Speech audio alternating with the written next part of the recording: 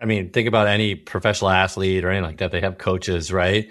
Like you can get to like a B plus level on your own. But if you really want to get to like an A level on stuff, you need to have a coach. And Liquid and Grit's built off of that kind of mentality too. I mean, everything is edited, everything's shared, and anyone can comment on it. And we encourage that. And we look at it as that component of it. You can't create a great book, research paper, document, idea without, I don't believe, without having somebody critique it. And that's the same concept of yourself. Welcome to the Rise and Play podcast. I am Sophie Vaux, your host and leadership coach.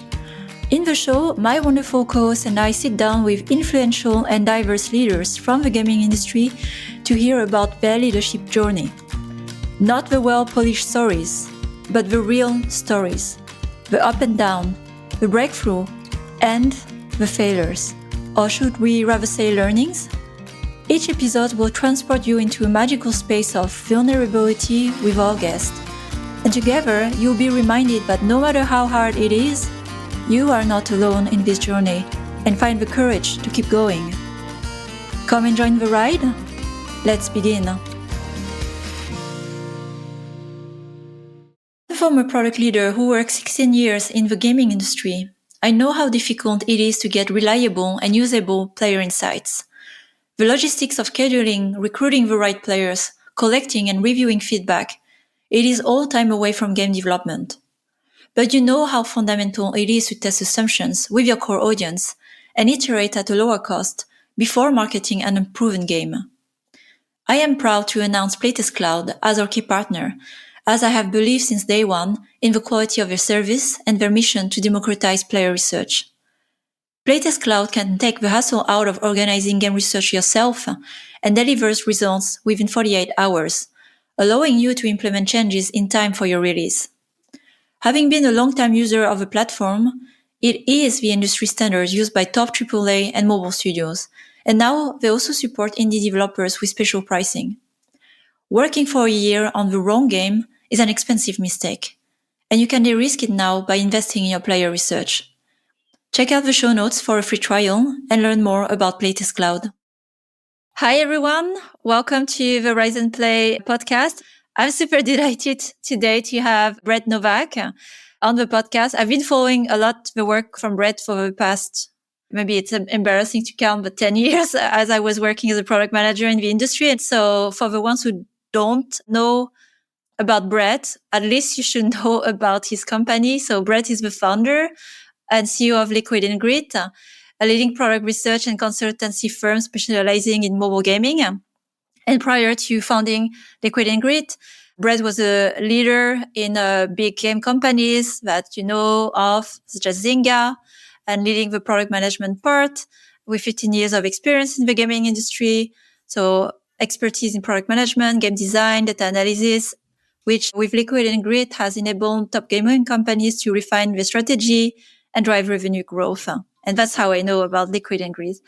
And today, at least from my network, talking to other founders, I can say that also Liquid and Grit has been one of the main resources mentioned when it comes to the work around product management, and so has become a trusted resource for game developers. So again, I'm not doing here a promotion, but I'd like also to highlight the good work because I have used your services in the past, and that's not anyway the content of the episode today. I know you've participated in episodes before talking about product management, but with Rise and Play, we focus on the journey of founders and leadership. So welcome, Brett. I'm so glad to finally have you on the show.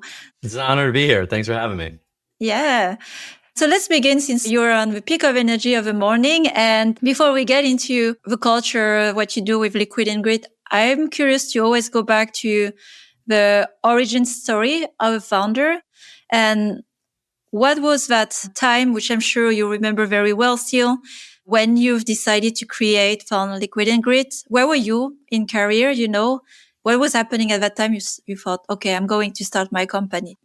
Yeah, I've always wanted to start a company. So it probably started pretty early on. When I was at business school, I said I'd get into an industry, learn it, and then start a company. So I kind of had this plan.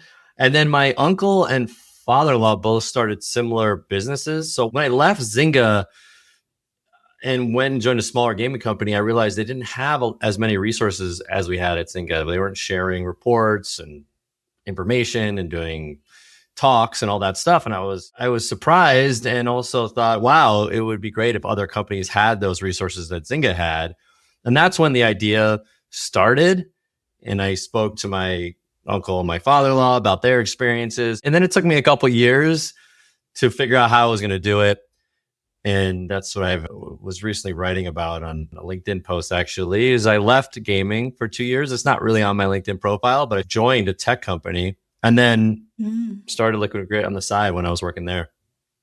Okay, so actually that's quite a relevant topic, because I don't know if you followed the news of all the tech and, layoff in games. This is a question that has come more to mind, for people who have had a decade of experience, quite senior, sometimes leaders, and they're kind of forced out of the company and asking themselves, okay, should I start my own company? So that's interesting.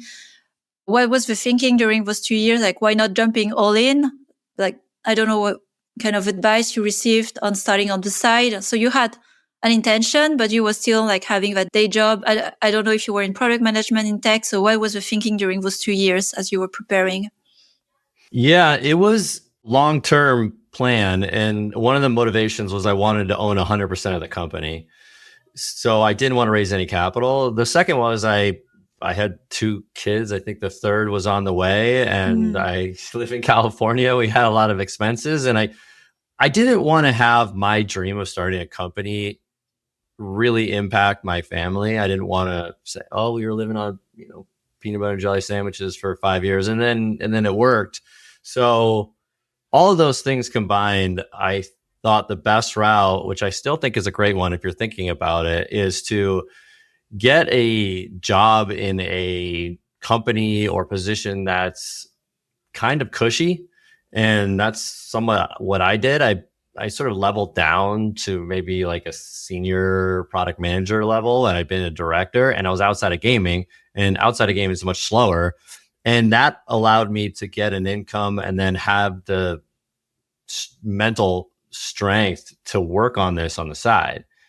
And I saw a lot of people going into consulting and then thinking they were going to start on the side, but that's really hard to do because it's so hard to do consulting. So that was my thinking: have a full-time job, get a salary, and then kind of start it. I also think it just takes a lot longer than you think. So having some type of income allows you to spend more time on it to help it grow. I'm fully aligned with this, by the way. Before I started Rise and Play, I did start also on the side of a job with the intention of having my own asset as a business. And I didn't feel like work. I don't know how it felt for you, but for me, it was more of the time I would invest in things I was really interested in, learning, doing. And then you test, you experiment, a bit like product management, right? And then as you can see, the confidence, like, okay, there's something there. I can go all in. So I'm curious, what were you doing during those 2 years that you tested, experiment to figure out, like, okay, that's the moment where I'm ready to go full time? Yeah, I had the idea and I was talking about it for a little while. And I kind of tell people, once you vet an idea for a little while, what I recommend is to stop talking about it, because for whatever reason, talking about it kind of empties the energy tank. And what I did was I just at a certain point said, okay, just don't talk about it. Don't talk to your wife about it. Don't talk to your friends about it or whomever. Bottle up that energy and just try it. And also don't tell anyone about it, because that way, if it fails, you don't really have to explain to anybody.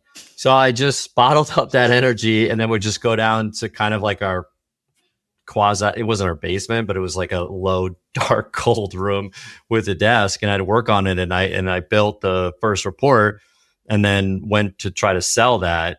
And I think doing it that way allows you to fail. If you fail, you don't have to explain it to anybody. You just move on to the next idea. And I think a lot of people kind of stick in the like, well, I have this idea, I think it's really great. And they do that for a very long time. And I think that's the worst place to be in. The better place to be in is you try it and you fail and you can move on to the next idea. In my case, I tried it and it worked. And that's the ideal case scenario.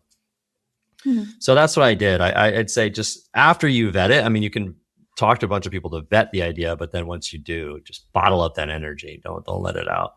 How far were you in the journey of those 2 years when you started to sell your report? Like, there's talking about it to friends and talking about it to your prospects, your leads, which is a great way of testing. Like, it's very even like an interest. What was the journey? Were you also on the journey of selling before you say, okay, there's a business case here? Or you were already like deciding, okay, I'm going to give it a shot? Yeah, I was pretty far along. And I always say, try to make money as quickly as possible, because that basically tells you you're moderately sane, because the whole time you're thinking, am I insane? I had this idea. Am I sane? And I ended up selling a report in something like late October. And I remember that November, December, I don't think I would have made it through that period to Christmas and Thanksgiving had I not had 2 paying customers. And that got me through, and then just sort of grinded it out for the next almost 2 years. And that 2 years was really hard. I wanted to quit all the time from my day job. But mentally, I told myself it was harder to keep my day job. I really wanted to go all in. And I think I was making somewhere over $150,000 recurring revenue with the subscriptions before I left my job. And then I also got a severance from my job when I left it, because they had like an opt-in layoff. And then I was also talking to a company about consulting. So I got sort of asked to leave a little bit from the tech company, got a severance, and then rolled into a consulting project for 20 hours a week. So I had that income. So 20 hours a week, I would make money from the consulting. And then the rest of the time I would spend on the subscription, which was a decent amount at that point. And it was recurring. So I knew I was going to make it. And from there, I was definitely making more than I was in my job. Prior to that, though, I was making a full salary plus the recurring revenue from the subscription. So yeah, I was very far along, and I would encourage people, if you can do it, like do it really a long time. In fact, I'm reading a book on Phil Knight, the founder of Nike, and it's wild. He went back and became an accountant for a bunch of years while he was starting Nike. It was called Blue Ribbon at the time, but it's like, you imagine everyone starting this company in this like romantic way. And I think reading books and hearing stories as you're doing on your podcast, like makes you realize how many bumps in the road or, duct tape they used or things that they did just to make it work. Yeah. So I appreciate, thanks for sharing the story, because it's very, again, relevant, where easily 10,000 people right now, especially in the gaming industry, who are asking themselves the same question in that crossroad. How do I start?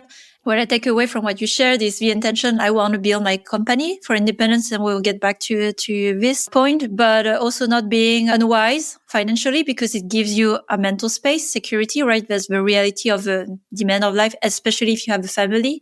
So I hear also often in the conversation, I don't bear to take that day job that I'm not feeling passionate about. I mean, keeping eyes on the price, where it could be a way, and you can also be super transparent that you're not going to be there forever in that intermediary bridge job, however we want to call it, but it's still skills that you offer to the market to create value. That's what it is in the end, a job. And then while you work on your other longer term plans, but that's a good idea to build that on the side until you find what is that thing you can sell, grow, that takes you to revenues, because that brings to my second point.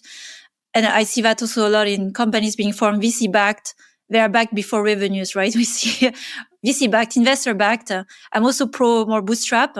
It's like, if you can't prove yourself that you can actually sell something that is valuable for the market, revenues, it's like, why would an investor also want to invest in that? So I find it interesting today that it creates a bit more of that wisdom into entrepreneurship, like where you really sit and ask yourself, how can I create value? Because revenue is more, the answer to that. Like when you are not hiding behind the money or the name of something else, it's just you with what you have to offer, which is very vulnerable. But then it builds the confidence, like you saw as well with the value you created with Liquid and Greta.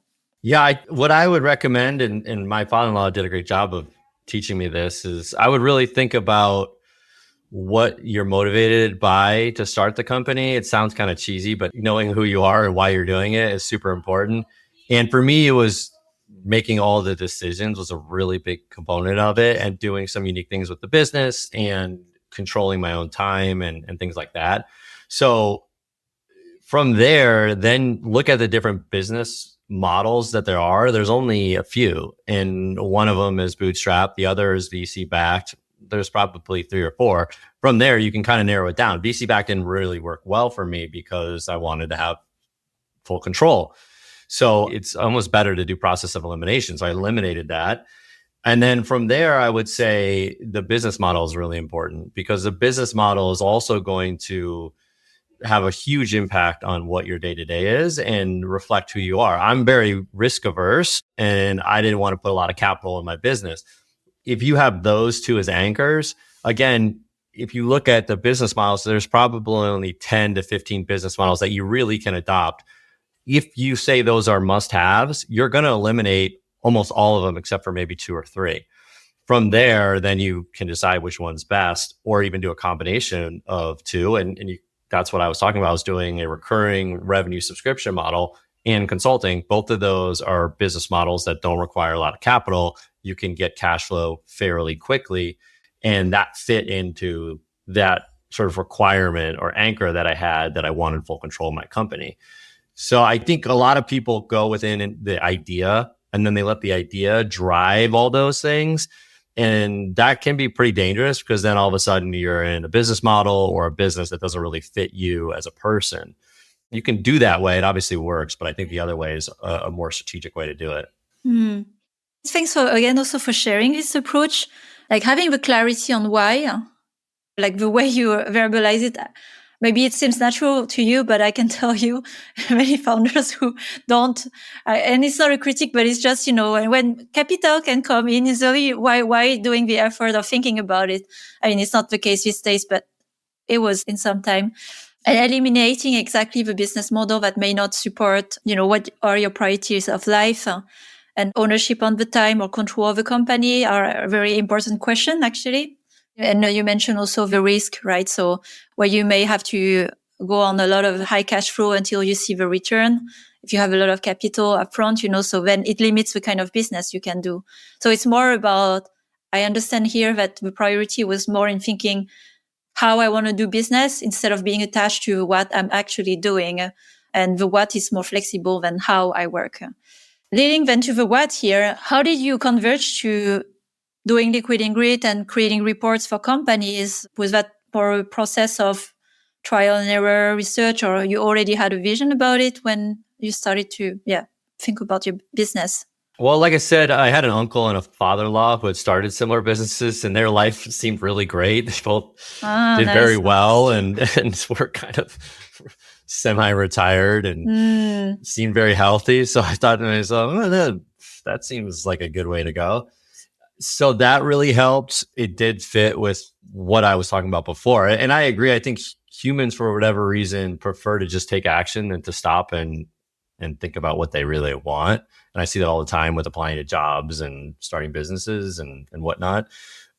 But I find that once you know what you want, it's easier to get that than when you just sort of go through and take action. In terms of what, I think this was pretty deliberate, but I don't want to over romanticize how deliberate this was. I think looking back, it sounds better. But what I say to people, and when they talk to me about ideas, is I think no matter what you start, you're going to have competition at some point. And if you think in terms of what are you going to be a top 10 person in the world or top 20 person in the world starting, I think that's a good place to focus your energy. And for me, I was already a product manager, so I had experience in the industry. I am a decent writer. I have an uncle and a father-in-law who started a similar business. I have half an MBA from Dartmouth. So that's a great way to kind of think about what to start, is sort of look at yourself as an individual and go, what components about me are unique? And how can I kind of piece these two different things together to get into that like sort of competitive advantage? It's really interesting. We never had that conversation before, but I see a lot of resonance with what you share, because I went through the same process, actually, even like the ownership on my time. That's why I do what I do today. Sometimes when I ask that question to people, like, what can I be in the best in the world at doing that thing?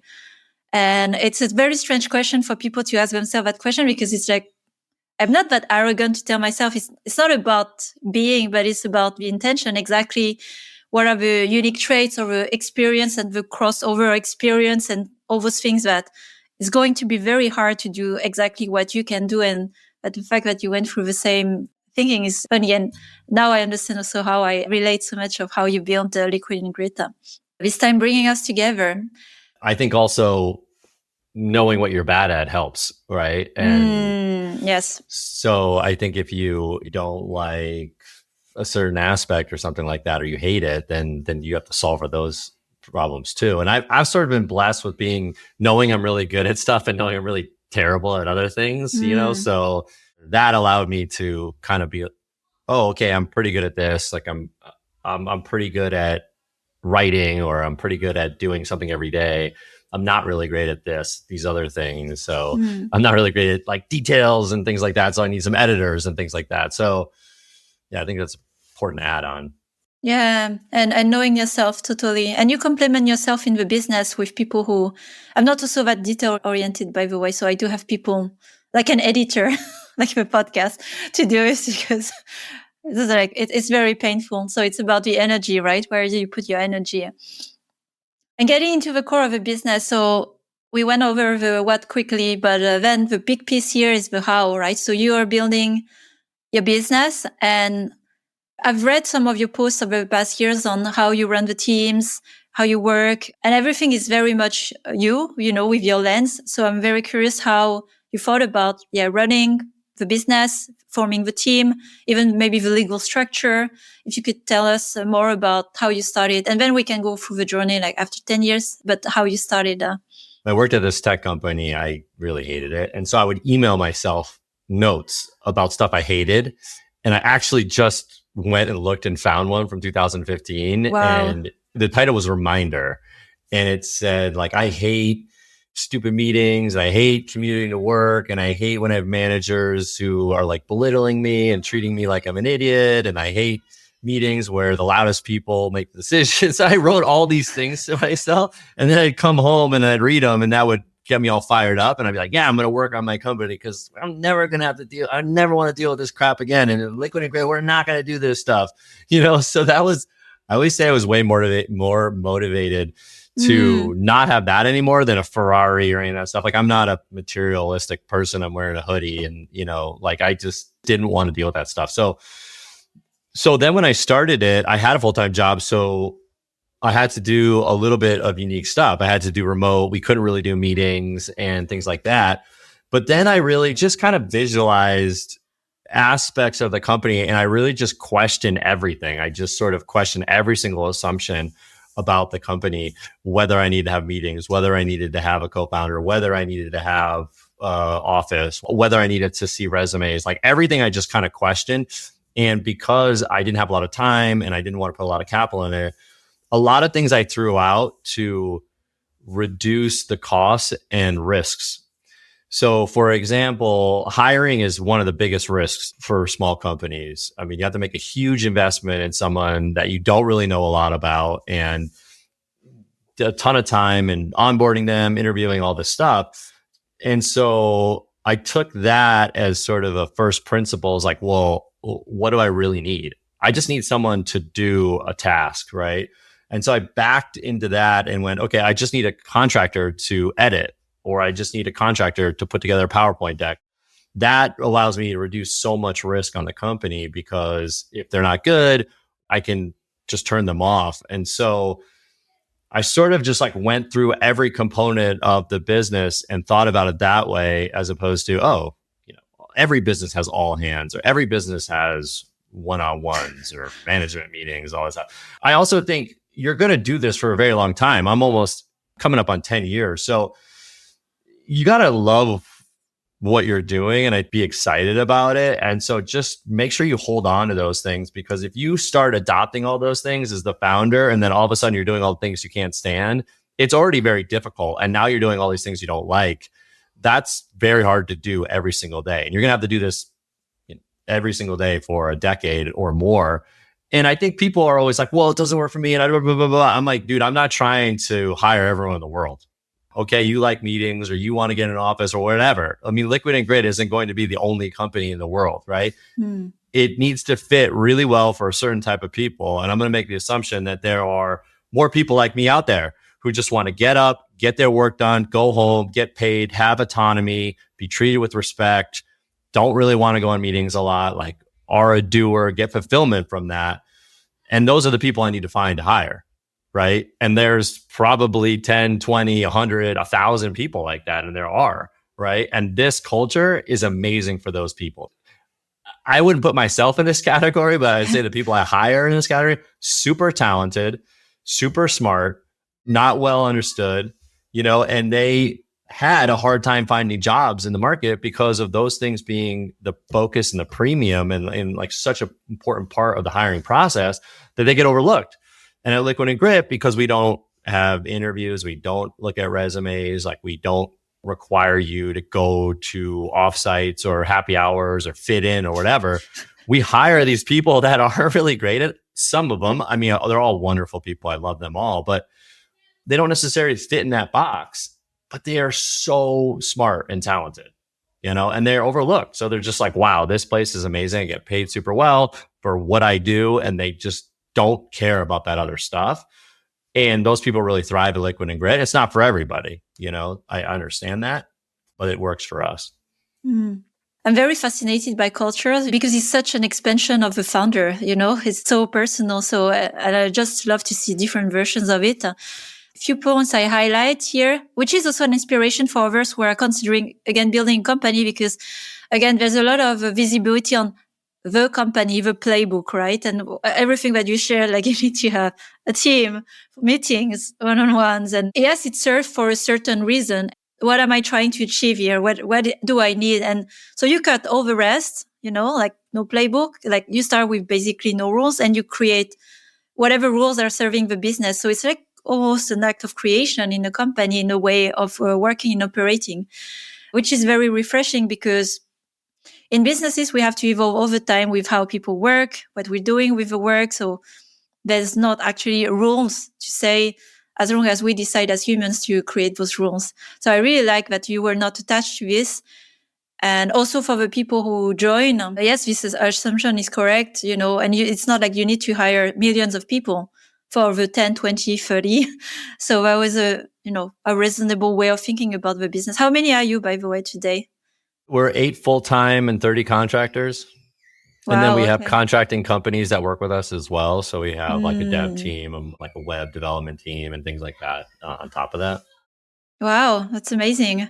Okay, so through that journey with the intention of exactly hire or do like the profiles, the people, the way of working that you need, over those 10 years, what were the things that stick in those principles and the things that you had to evolve, question to fit more today's market? Yeah, a lot of them have both stuck and evolved. One of the principles I started with is that I saw a lot of companies try to change their culture later on and have such a hard time doing that. And that was one of my, I sort of built it off thesis statements. And one of them was, it's very hard to change culture. So we had maybe 3 people and they would send me emails sometimes that were like 3 paragraphs long. And I would email back like, this is way too long. And they were probably thinking, dude, I sent you 1 email this week. Like, relax, you're getting 3 emails a week. But to me, I was like, okay, I have to set this culture now, because if we're 30 and then I'm saying that's 30 people I need to convince to stop doing it. I also wanted it so that it was really adaptive and could scale and adjust. So I sort of built it off the thesis that is a concept called OODA loops, which is observe, orient, decide, and act. And it's essentially a military strategic framework that basically, if you can respond and be more agile than your competitors, you can win, because war and business are really chaos. I mean, you predict for what you think the future is, but very likely the places that you're going to be in are going to be chaotic and unknown. And essentially, you want to build an organization that can respond to the unknown very quickly, while also responding to what you think is the known, which is kind of a like a weird thing to think about. But this is the kind of stuff that I literally obsessed over, and people would sort of say, this or that to me. And I'm like, I've spent thousands of hours thinking about this. And what people sometimes do is they'll take like the arm of a human, which is, I think, like all businesses are sort of like an organism, and they'll go, well, that wouldn't work. And I'm like, yeah, that arm wouldn't work on you. But if you think of it, and I think as a founder, you kind of have to think of it holistically, then it all makes sense. So that's a long-winded way of saying, what are some of the things that worked for us? I think being very disciplined about our culture was something that has worked with us, and something you should like continue to just like, you have to be really intense because it has to kind of water down.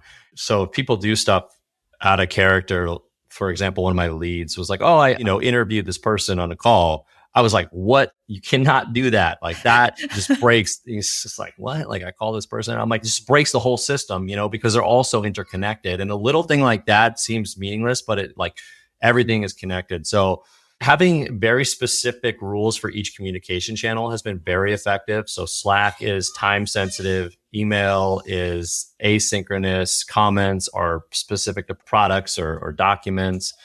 That has been very effective.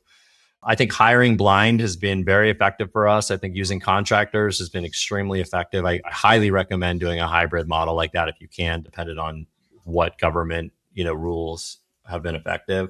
I think having a very strong internal documentation system has been extremely effective. We've evolved that over time, although recently it hasn't been as effective as I would like. Test-based hiring has been extremely effective until the introduction of ChatGPT. So we had to adapt to that change, but that was extremely effective. The other thing that we do really well, that the system is really built on, that's a huge difference between Liquid and Grit and other companies, and kind of the basis of how it works, is that we hire someone to do a specific job. Whereas most companies hire a marketing lead or a product manager or a developer. We try to break down the operations into tasks, which allows us to really focus on hiring someone who does that task extremely well. So we hire an editor, we hire a writer, we hire a researcher. We do find that if that person is excellent at that thing, they're typically excellent at a lot of other things. And we really like versatile people. And when we're done with that, we usually send them to do something else and they apply the same exact thing to that other thing. But by, again, knowing exactly what you want from a person and hiring for that skill, it really allows you to reduce a lot of costs around hiring and onboarding and finding great people. Now we're doing a hybrid model, full-time hires for a lot of people who have been with us for a long time. We have them do a lot of different things, so they're really versatile. We're trying to get more engagement. We're trying to have more meetings. I'm definitely getting pushed to be more outgoing on that side. So those things have certainly changed. So it's evolving. One point of reflection is for this kind of culture, the way you started it, exactly a lot of discipline and clarity and structure in a way for this to be consistent and repeated until it's adopted. Especially if you want to derail from the model of what's known, you have to exactly repeat the routines. And I'm curious about those moments where people with good intention, they come with some legacy, right? They come from that company, that corporate, and with their rules. And so that discipline will say, no, this email is too long. No, don't do interview. How did people adopt this way of working? Did they absorb it? Or sometimes it didn't work for many. It's it's too much reprocessing of the brain. I'm curious about the adoption. This system was adopted pretty well because we focused on contractors, and contractors want that. They opt into that world. Yeah. They don't want to be a part of a company. They want to get their work done, get paid, and go home. So the system worked amazingly for them. And that's why our retention on people who have hired, I think we've had one partially regrettable departure in a decade. The employees that we just onboarded, I think the average probably tenure for them is over 5 years. For those people, this is the most ideal situation, right? I pay on time, I give them complete autonomy, I document everything so that they have access to it. I let them make decisions that are in their framework. I give them challenging work, I pay them well. We sort of set it up so they can move wherever they want, live wherever they want, work whenever they want. I mean, to your point, it does reflect the owner. I'm not the most disciplined person. I don't want to, again, make myself to be some fantastical person. I mean, anyone can start a company. It's not like insane, but God gave me the ability to do something every single day for a decade. I was obsessed with hockey for 25 years and I did it every single day. I've worked on liquid and grit probably every day for a decade. And I don't work crazy hours. It's not me, but I do it every single day. So that just fits with me, right? Mm-hmm. That just liquid and grit, that system works well for that type of personality. Other people can work 15-hour days. I can't, right? So another system might work well for them. I mean, again, you're getting the high caffeinated version of Brett, but a couple of years ago, I sort of was like, well, what am I really motivated by now? Because in the beginning, what I wanted to do was make one more dollar than I did as a salaried employee. Like that was my goal. And that's why stripping things down and thinking that way, as opposed to I want to start a business, is a good way to go, because you can always like build it into the business that you want, but ultimately you want to make one more dollar than you are as an employee. At least that's what I wanted to do. But then like 2 or 3 years ago, sort of like, well, okay, I kind of did that. Like, why am I doing this? Like, why am I motivated by it other than feeding my family or paying the bills? And what I came to was, you're essentially creating a world that I want to be able to like go on beyond me, that people work at it and are like, wow, this is amazing. And this creates happiness, creates value for me. It's a wonderful place to work. And that's kind of why I'm doing it at this point, other than making enough money to live in California and have 3 kids and all that stuff. And it's a discovery journey, right? So you start from the surface motivation and then you discover along the journey what was really behind, I can see that. Which leads also to the part I wanted to explore on how you see your business. Like I hear some elements of it where that thing you can do every day, and I could imagine every day for the rest of your life, right? So that's what is the journey. How you see the business, like for the next, you've done 10 years and going forward, like what is that thing you keep doing? And also you are not having that separation, which is also the very, your way of seeing the world and how you see the work. But there's not that separation. So I'd like to hear more about that. Yeah, the whole work-life balance thing comes up and all that. And I don't see a separation between work, life, health, family, hobbies, whatever. To me, everything is connected. And I give this example as kind of a funny reminder of it, which is I used to listen to these podcasts of entrepreneurs. And it was interesting because a lot of them eventually, if you listen closely, would talk about how they were divorced. And in California, if you get divorced, you lose half of everything you own. And so I always sort of joke, like, if you're really thinking about all the risks of your company, you should really invest in your marriage, because half of your company could be broken off for nothing. Like I mean, these guys and women didn't like generally have great families, and they didn't have a great relationship with their kids. And I was thinking, yeah, you may have made 50 million, 100 million, $200 million, but how much of that would you give up right now to have your family back and have a good relationship with your kids? So for me, that wasn't really a great trade-off. And that started making me really think, like, bragging that you work till 11 o'clock at night, I think is somewhat of a cop-out, because it's sort of like, well, why are you working till 11 o'clock at night? And you're trading one thing for another. You're trading making this company for the relationship with your wife and kids. And when you go from there, everything becomes all connected. So again, I think when you start your own company, you get to play around with these ideas. And I encourage you to do that so that you love that you have your own company. I mean, if you want to take 100% of the time off, then do that. But if you don't, then, don't. Yeah. It's funny because I used to have also more of that separation when I was employed, because the work would become a burden a bit in what I would be doing. Always a trade-off of time for where I actually feel fulfilled. But if you actually work is the fulfilling part, there's less of that separation, because, that's what you do by being you and doing you. So I find also more, as you own your business, to shape it in the way that is respectful of your life, because it's such a part integrated of you.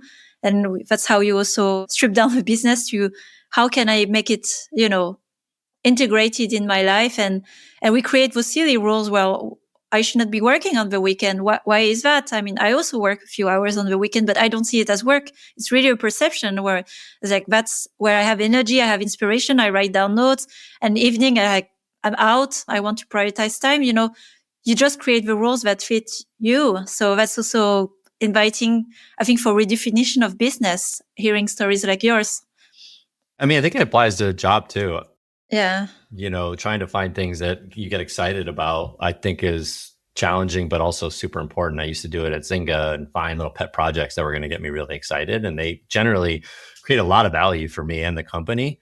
So it's not different. I think I learned this from my first boss in business was Pete Parsons, who is on the board at Bungie Studios. And I was fortunate enough to work for him. One of the major things I learned from him is that he came to work every single day excited, energized, and fun. Every single day. He walked in Monday. I'm sure he had some crap to talk about from his weekend, but he didn't. He just came in fired up, excited, told a funny story, got us all fired up. And you think, oh, well, I could do that. I could do that every single day. You can do that every single day. And I learned from him, if you do that, it's amazing how contagious that is and how much people appreciate that and they value it, particularly if you're like a product manager or a leader or something like that. And you come in and you're fired up and excited and you're not talking about, my weekend was, I didn't get any sleep last night. It's like, yeah, but like bring it, and that kind of discipline pays off. So that's something I learned from him. And I think you kind of have to figure out ways to do it, because once you start coming in, regardless of whether you own your own company or you work at a company, that's going to really like predict which direction you go in, Mm. How do you face, the different challenges of being alone as a founder, which, again, another rule, everybody's like, you shouldn't be a solo founder. You should have a co-founder. If you're willing to share, so what are the supports you had? You mentioned whether personal or psychological. If you're willing to share, I'm very curious to hear more. The mental side of running a business is very challenging. I framed it as when things happen every 3 weeks, I've guessed or I've experienced that are really uncomfortable or can be uncomfortable. That's the cost of owning my own business. Like that's the cost of having all the benefits of it. If you don't want this feeling that you're having right now, then go back and be a salaried employee. Now, it doesn't mean you don't get those feelings as an employee. I think you just generally get them a little bit more when you run your own business, because people don't really sugarcoat things. Like the feedback, the responses, like none of that is put into a nice little email, and Yes. your emotions aren't really like considered and things like that, which is, fine or whatever. So I kind of framed it as like, yeah, this is what I got to get myself through. The other thing is, like I said, I think you want to think of it holistically, your health, your relationships, your activities. There's no point in starting a company and dying or being extremely unhealthy. I mean, the basis of life is health. So don't compromise your health for the business. And then, as you alluded to, I have had a psychiatrist for the last probably like 7 years, and it's been probably one of the most impactful things in my life. I think it's basically a life coach with a lot of academic background and expertise. You can do an advisor or anything like that, but in my experience, and I meet weekly for an hour with this person, and I find it to be incredibly helpful. And I think, one, it's sort of like, yeah, people are worried about talking about it. I'm not worried about talking about it all the time. I'm fine talking about it. I think everyone, if they can, should get somebody to talk to that person is dedicated to you, right? Like, yeah. And that's where friends or people like that doesn't really work. You want that person to be like, okay, I am the focus for this hour. And, mine is, he's been amazing in so many different ways. And I think that also allows you to kind of get a lot off of your mind before you go home or interact with other people or whatever. The way that I see it is that you're essentially I sort of think of it as like a sieve, and everything that happens in your life is going through this formed like sieve in a way. And unless you spend an hour or more dedicated to examining that system and thinking of ways to change it, you won't change it. And your experiences in business or your experiences at home or your experiences wherever, they're all getting put through the same like system. And so if you're talking about something at home, or you're talking about something, it's all the same system. It's just a reflection of you as a person. And it's extremely hard to change who you are. So if you don't really dedicate yourself to changing and also working with someone who's like good at helping you do that, you're unlikely to change in my experience. So that's been incredibly valuable. And then having a support network helps too. I think I didn't do a great job of this, but having advisors is a really great way to go if you can find them. I think that's super valuable. I don't think you have to pay them or give up equity or anything like that. You can find those pretty easily. Everyone's willing to help, but that's incredibly valuable too. And thanks for sharing as well that part of the business, because, as I do also the coaching, it's exactly what you share. I mean, I enter through the door of helping, supporting the business, but really what it is being that sparring partner who has undivided attention on what's going on with you, right?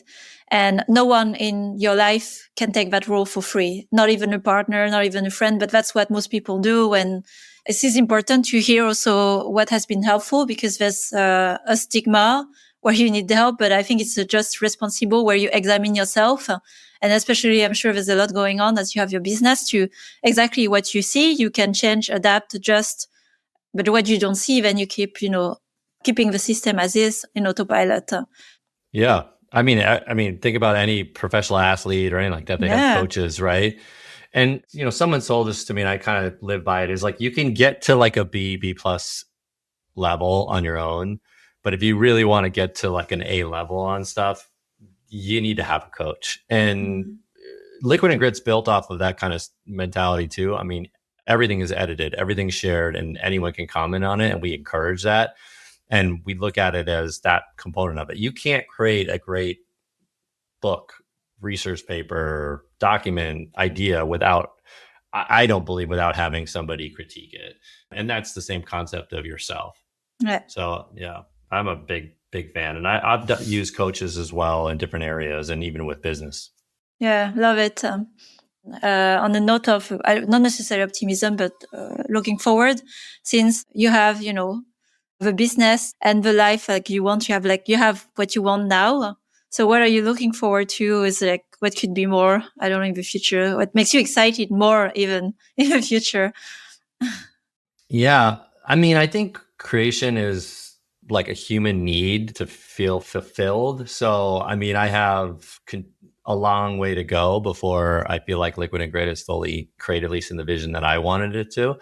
Like I said, my goal is to kind of like create this like system that can live without me essentially, and kind of grow and form new ideas and new concepts and evolve, and people can love working there, and it kind of like goes off into the distance. So that's what really excites me. I think there's some really cool product stuff on the horizon as well. I'm very excited about AI and the application of that.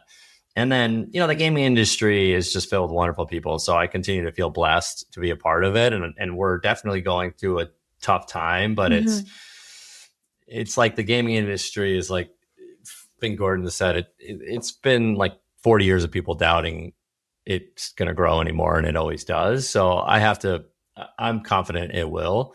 So I'm excited about that. What's next? Yeah, evolution. It will continue to grow, but in a different form. And that's the part of the unknown you talked about.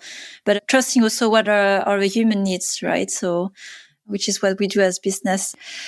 Thanks a lot for sharing all the, I'll say wisdom, because to me, there's a lot of reflection you've been putting in, intention into how you build Liquid and Grit. And I was a testament of that today with how you talk about it. So just wanted to acknowledge that. And it was really nice to connect with you that way through the podcast.